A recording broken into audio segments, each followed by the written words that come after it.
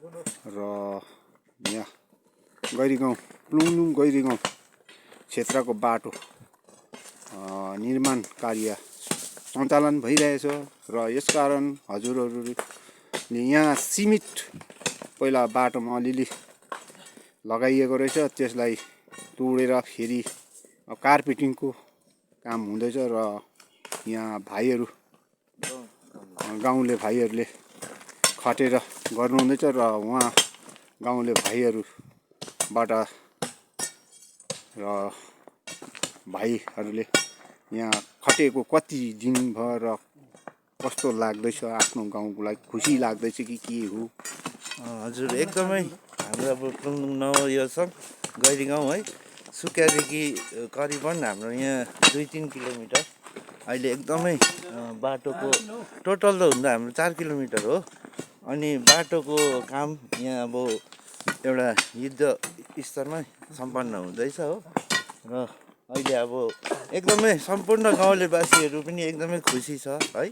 यो कामलाई चाहिँ अब अलिकति एकदमै राम्रोसँग भोल्युमहरू बढाउँदै मतलब लगेर है यो सञ्चालन छिटो पनि ल्याउने कति सक्छु।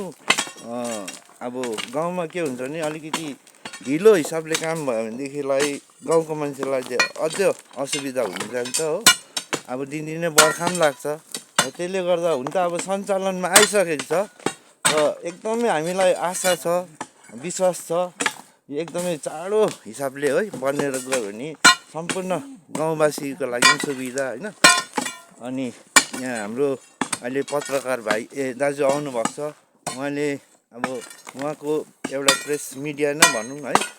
अनि सम्पूर्णले जो अब सुकियामानी भन्ने समष्टिबाट यो जुन चाहिँ कामहरू पहिलादेखि नछिरेको कामहरू एउटा अब जस्तै सभासददेखि लिएर होइन सभासदज्यूदेखि लिएर उहाँहरूको प्रयासमा गाउँले हाम्रो अब धेरै यो काम विषयमा खट्नुभयो है। हुन्छ हुँदैन भनेर है, कर्म गर फलको आश नगर भन्ने सामान पनि कतिवटा उहाँहरूलाई अब मान्छेबाट प्रेसर भएला है, भनाइ आयो के आयो यस्तो गर्यो खायो कि भन्ने कुराहरू पनि हुन्छ हो।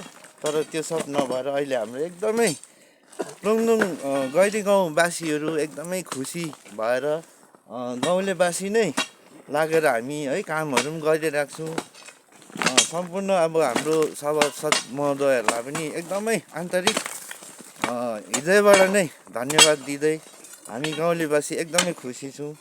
अब आउँदै दिनमा अझै पनि तपाईँहरूको साथ सहयोग अनि हाम्रो गाउँलेवासीको सहयोग सबै मिलेर चाहिँ अझै धेरैवटा कुरा बनाउनु बाँकी नै छ। जस्तै अब गाउँमा हाम्रो समाज ठुलो छ, कम्युनिटी हलहरू पनि छैन होइन। यसको लागि नि हामी सम्पूर्ण भएर एउटा निवेदनहरू पेस गर्नेछौँ भन्दै अनि यो जुन चाहिँ हाम्रो बाटोको कार्य एकदमै सफल तुल्याउनु भएकोमा सम्पूर्ण व्यक्तित्वहरूलाई मुरी धन्यवाद गाउँलेवासीबाट है हामी सम्पूर्ण त्यही नै भन्न चाहन्छु। हवस् त, धन्यवाद।